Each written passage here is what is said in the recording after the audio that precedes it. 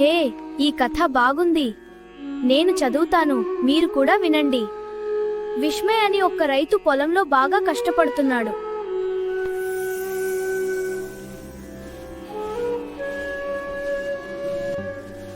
ఏవంది, ఎప్పుడు ఈ పొలంలో పనిచేస్తుంటే ఎలా? మరి మనం ఎప్పుడు పెద్దలు కట్టేది? తొందరగా డబ్బులొచ్చే మార్గం ఏదో చూడండి. ఇలా చెప్పి కొండమ్మ ఇంటికి పోయింది. ఇంటికి కూరగాయలు కొనుక్కుని వస్తాను. విస్మయ్ బజార్కి వచ్చాడు.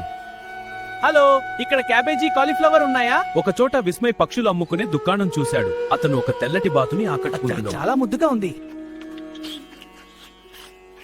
ఇది కొంచెం పెద్దాక మనం దాని గుడలో నమ్ముకుందాం.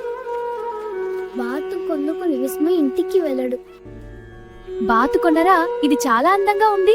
అవును, దీన్ని చూడగానే నాకు నచ్చింది. కొన్ని రోజుల తరువాత మనకు గ్రుదులు ఇస్తుంది. దానితో ఇంకొన్ని బాతులు పెంచి అమ్ముకుందామి. ఇది మన కుటుంబానికి కొత్త సభ్యుడు. అవును, దీనికోసం ఒక చెరువు కట్టాలి. కొండమ్మ, విస్మయ్ ఇద్దరూ బాతుని ప్రేమగా పెంచుకుంటారు. అది ఆనందంగా పెరిగింది. చూడు, మన బాతు ఎంత సంతోషంగా ఉంది.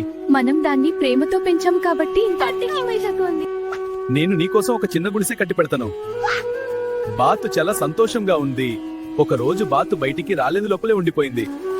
చాలా బాగుంది. మన బాతుని చూశారా? అది లోపల ఉంది. మన బాతుని చూశారా? అది లోపల ఉంది. బాతు బంగారు గుడ్ని పెట్టింది. ఏమంది, ఇక్కడికి రండి. మన బాతు ఏం చేసిందో చూడండి. నా బంగారు బాతు, నువ్వు ఇంటికైనా 2 రోజులుగా బయటికి రాలేదు. అబ్బా, నా ప్రాణం.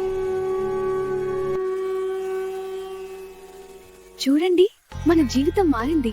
Thank you. ఈ బాతు బంగారు గుడ్డిచ్చి మనల్ని ధనవంతులు చేసింది. బంగారు గుడ్లను అమ్ముకుని విస్మయ్ కుటుంబం ధనవంతులయ్యారు. 10 రోజులకు ఒక్కసారి మాత్రమే బాతు గుడ్డు పెట్టేది. కొండమ్మ ఒక్కసారిగా ధనవంతురాలు కావాలని ఒక ఆలోచన చేసింది. అతిగా ఆశపడింది. నాథ, నేను మీకు ఒక విషయం చెప్పాలి. ఏమంది? మనం ఒక్కసారి ధనవంతులవ్వచ్చు. నా దగ్గర ఒక ఆలోచన ఉంది. ఈ బాతు 10 రోజులకు ఒక్కసారి మాత్రమే మనకు ఒక్క గుడ్డు ఇస్తుంది అంటే, ఇప్పటి వరకు ఏనో గుడ్లు ఇచ్చింది అంటే, దాని కడుపులో ఇంకెంత గుడ్లు ఉన్నాయో అవన్నీ ఒకేసారి బాతును చంపి తీసుకుందామా? ఇది మంచి ఆలోచన. కొండమ్మ, ఇది మంచి ఆలోచన.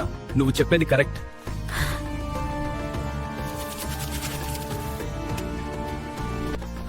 దేవుడా, నేనెంత తప్పు చేశాను. అతిగా ఆశపాడి నా బంగారు బాతుని చంపేశాను. చూసారా, అతిగా ఆశపాడి కొండమ్మ ఏమి చేసిందో.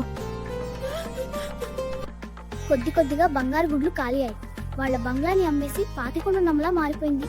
విస్మయ్ మరియు కొండమ్మ వ్యవసాయం చేసుకుని బ్రతికారు. చూసారా, మనం అతిగా ఆశపడితే ఏమి అవుతుందో. అతి ఆశపడితే దారి తప్పడం బాధాకరమైన జీవితానికి దారి తీస్తుంది.